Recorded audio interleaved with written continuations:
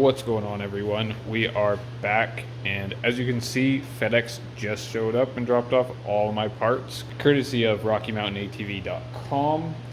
We are ready to rock. So, like I mentioned earlier, she needed a little maintenance. I got the tube for the JR80. I have chain guide for the CRF, because as you can see, we are currently not attached any longer, or barely attached.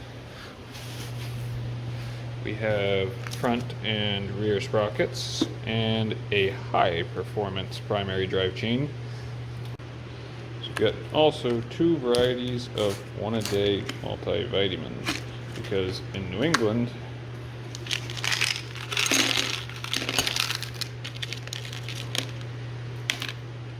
you can't go wrong with your vitamins, or in this case, studded up mini bikes. I also got the OEM cover gasket for the case. You could use gasket maker if you wanted. I like the OEM gasket, to each their own.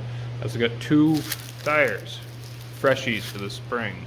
The front is a Tusk T35 factory size mid-soft tire, just the middle of the road, and the rear they had a Pirelli Scorpion mid-soft on blowout for 40 bucks or 42 bucks, so I had to snag that up because that's what I run on my big bike. Alright guys, with that being said, I'm just going to pop right into it, and I'm going to pull the front cover back off, scrape the gasket, master link on the chain, rear wheel off, and yeah, we'll go from there. I can already see one of the bolts that holds the rear sprocket on. It has a broken, looks like an Allen head stuck in it, which is great. They're kind enough to leave that for me to get out. So hopefully they don't have to drill it out. I'll just go and grab it from the back side and pop it out. But we'll find it.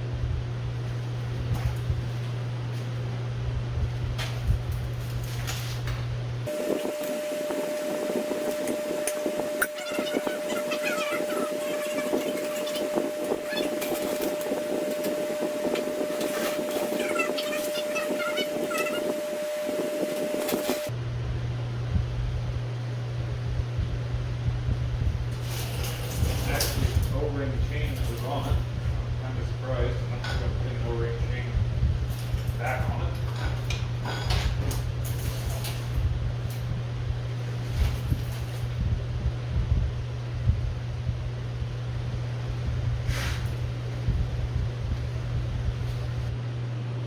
For the viewers that don't know, the difference between an O-ring chain is this little O-ring right here that's on the link. It's supposed to keep dirt, mud, water inside the link housing itself. They work pretty well in a off-road capacity. They're generally more expensive, and I don't think the one I'm replacing is an O-ring, but who knows, we'll find out. The rear axle nuts are the same as the front. The right side of the bike is a 14mm and the left side of the bike is a 19mm.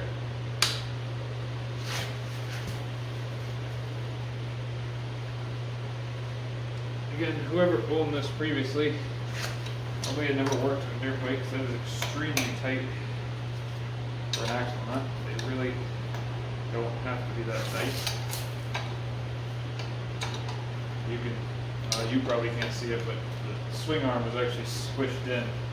It's pushing the spacers into the bearings. Not really good for anything. The rear chain adjusters are not normally supposed to have these massive washers. I don't know why these are here. I'm curious as to if there's any thread left underneath them. For the other side, it looks pretty beat up. These are 10mm bolts. I'm going to pop these off and see what's underneath.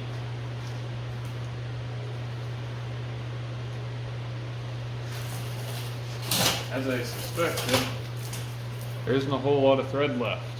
Looks like they completely stripped it out, and the washers are just taking up the space of where that thread goes. These are like $2 a piece. Probably should have ordered them when I was doing my order, but I didn't. So I'm going to toss them back on, probably with the washers, Run it. Before you can completely remove the rear wheel, you have to either remove the rear brake at its perch, the pin here, or just pull the adjuster nut off and it'll slide right out. Just remember that the spring's under tension and the spring's under compression and it'll pop off.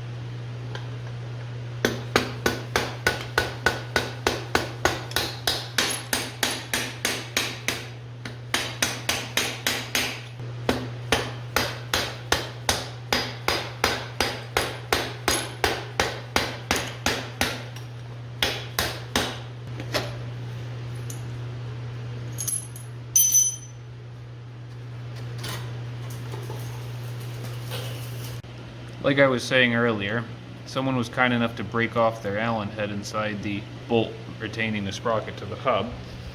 For any viewers that have never done this job before, there's actually nuts on the back side of these bolts. You loosen the nuts all the way and then you back the bolts out, not the other way around. You won't have any broken Allen heads if you pull the nuts off the back first.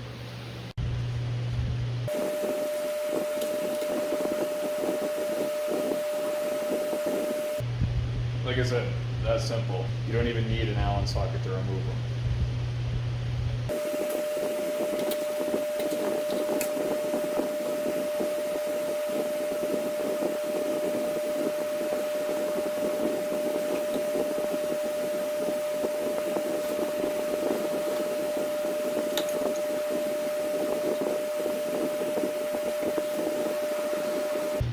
The rear sprocket definitely wasn't too bad.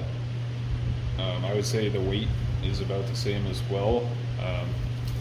The tops are a little rounded off in comparison to this one, but overall I probably could have got the entire winter season out of this without issue.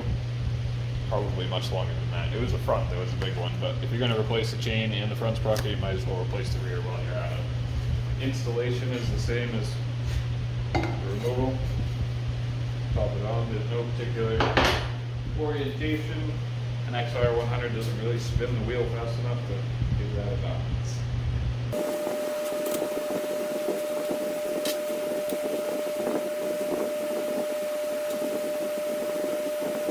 It's a good idea to leave all the bolts loose before you get all of them installed, because the countersink portion of the bolt and the countersink portion of the sprocket is actually what centers it on the hub.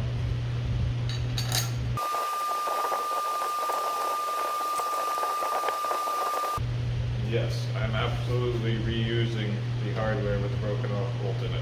I want to ride tomorrow. It's going to get replaced at some point.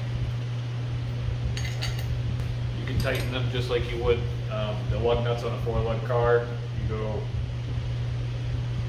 front to side and then side to side. It really doesn't matter. Just tighten them down as evenly as you can. Don't just go around in a circle and tighten one at a time.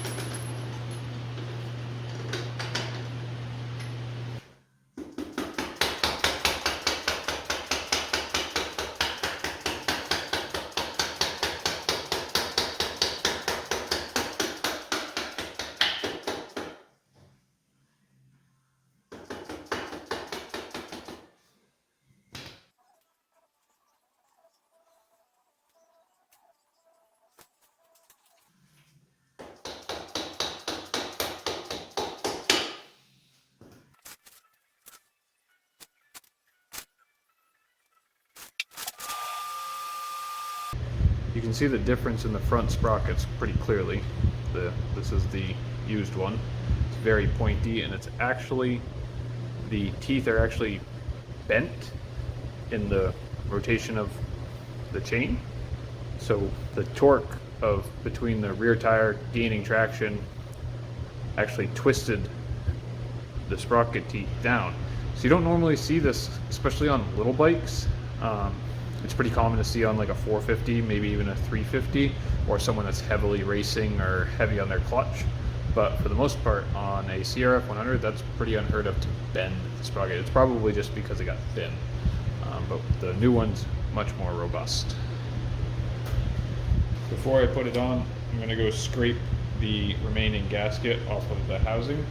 That way the sprocket's not in the way.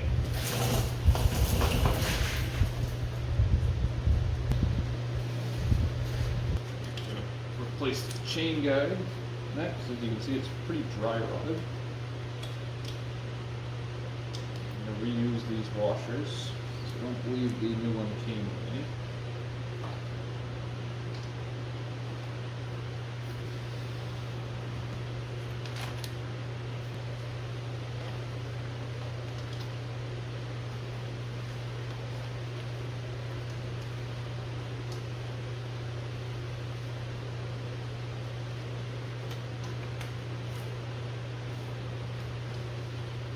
The lower chain guide situated right in between the frame rail here, sorry, not the frame rail, the frame spar and the swing arm is in good shape, and it doesn't even really have that much wear mark in it.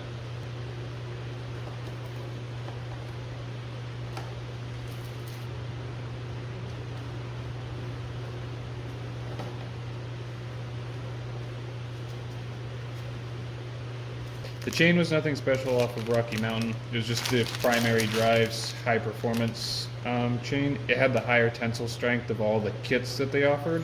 It was $52.99, I think, for the front, the rear, and the chain. It has the 5200 or 5300 tensile strength chain. The only one that beat that was, it wasn't Renthal.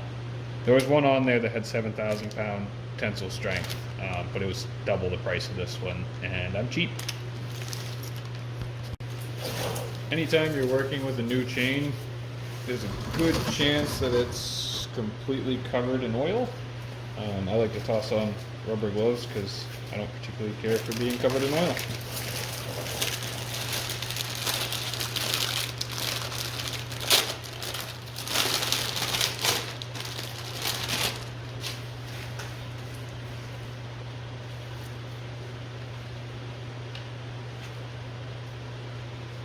It's not looking like we're going to have to cut a link out of this one. The chain adjuster blocks are almost maxed forward, and I think I'll be able to get the master link in. So I'm going to see if I can tighten it up with how many links it has in it. Most of the time on the big bikes, I have to trim at least a link out. Usually one. Or two at most. They send you a brand new master link. And I would imagine some grease for the link as well. We've never done a chain before, so if they're supplied grease, dip your link in. This is where the gloves come into handy, guys.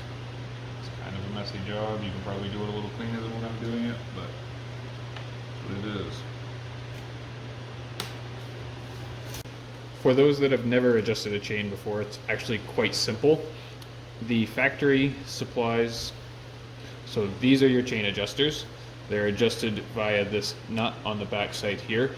You cannot adjust the chain without loosening the tension on the axle nut. It doesn't have to be that loose, but you have to pull the pressure off of it so the swing arm's not squeezed together. In order to adjust the chain, you want to make sure that the axle is perpendicular, or as close to perpendicular as possible, to the swing arm surface. The factory supplies little notches on the chain adjusters, and then they put little extruded marks in the swing arm that you can line those up to. That way you can go from side to side and check your marks. You could measure it with a caliper, you could measure it with tape measure, you could do a half a dozen different ways. Those that ride might realize that I run the chain pretty loose here. For those that don't adjust a lot of chains, a tight chain will actually wear the input shaft bearing on the transmission, and you could actually wear the bearing into the case. You could have a bunch of issues. You could spin the bearing, but it's not good. A loose chain, you run the risk of binding the chain or slapping the chain or even breaking the chain and it slapping the case, and that's when things are going to get expensive. However, when this suspension compresses, the distance between here, the input and the axle center line are going to change. So as this compresses, the chain's actually going to tighten up, and when you go into gear, it's actually going to take up some of the slack. So with a heavier rider, or anticipating that a heavier rider is going to ride this, I'm going to leave the chain slightly on the looser side, even though I know that this one is going to stretch afterwards. So be mindful of that, especially with a heavier rider. A brand new chain is going to stretch first ride, if not the first couple rides. So double check it after your first ride and then continue to check it for the next couple rides. So an old trick I was showing for my father, in order to do this, most people will stick either a screwdriver or a wrench, and you can bind the chain against the sprocket that way. That way you pull all of the tension up against the swing arm on the chain adjusters, so you can ensure that when you tighten down the axle nut, they're locked down. However, a wrench is kind of rough on an aluminum sprocket. It's not so bad on a steel sprocket, but it's not really a good practice to have. So I just wad up some old paper towels, and bind that in, you tighten your axle nut. Like I was saying when I was taking it off, it really doesn't have to be that tight. They're nylock washers. Sorry, they're nylock nuts. They're not going to back themselves off that easily. You can get them tight, snug it, call it a day. Double check your chain tension. It's a little on the loose side. Now that it's tightened up, so I'm going to loosen the axle nut back up, pull some of that tension out, and we'll be good to go. I have found that putting these two bottom bolts in with the gasket on the cover itself before installing is the easiest way to install this without having the gasket shift on you. I also just realized as I was cleaning off the inside here with a razor blade that there was two gaskets on there, and that probably explains why my flywheel is kind of all rusty and cruddy and why there's a bunch of dirt and stuff in there.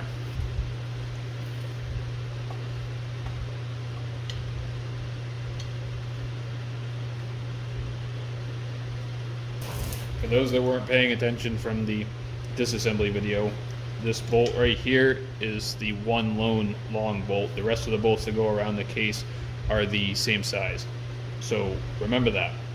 Don't put this bolt in any of the wrong holes, because you will strip the cases or you'll break the bolt off. Either way, not a fun time. The only expensive part of these bikes are the case halves. Everything else is dirt cheap.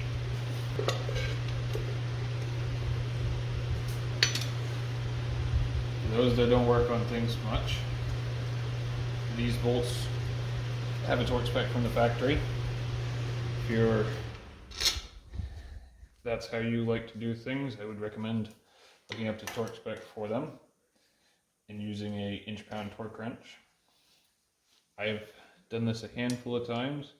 I prefer just to snug all the bolts by hand here, and then go around, and they're not really in an even pattern, but you can go in somewhat of a star pattern around in order to tighten them up. Again, be very careful. It doesn't take much to either strip the cases or break the bolt.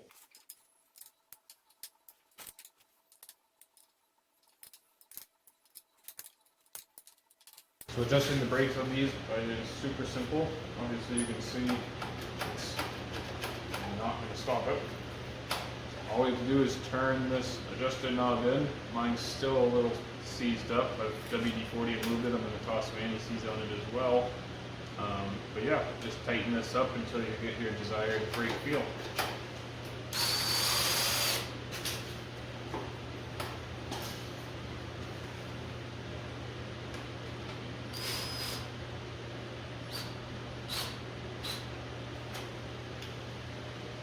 As you can see, no brake. pretty stiff, so I went a little too far. Pretty simply, just back off a couple turns.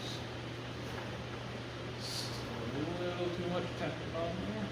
2 extra turns there. Like it.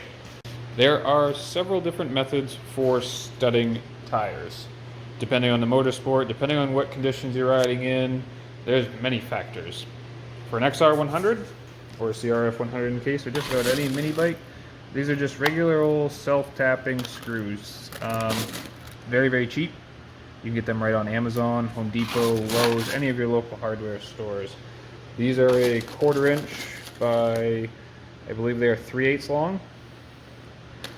They are plenty for the lugs on the back of a 100. Now if you're watching this and you're wondering, should I do this to my, say, KTM 350 or my Gas 300? The answer is no. No, you shouldn't. While yes, these will definitely work for the time being, your big bike is going to spit these out like without really a whole lot of effort. They're quite a bit more powerful than a 100, and these do not stick into a full-size bike lug all that well. They make specific big bike studs that you can look into, like grip studs or just plain old trailer bolts. However, for this case, they work perfectly good. The process is super simple. We are literally going to take an impact with a 1/4 inch bit driver. I'm going to screw as many of those as I can into the lugs, probably with no actual pattern. Probably just going to go straight onto the lugs, or what lugs are left at least.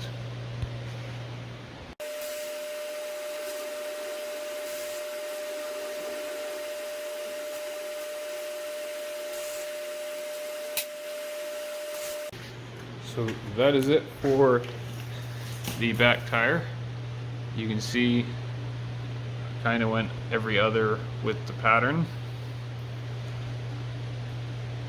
Nothing special, just screwed them right into the lugs. A couple lugs were either missing or too damaged to put studs in, but everything else got studs. So we're going to repeat the same process for the front.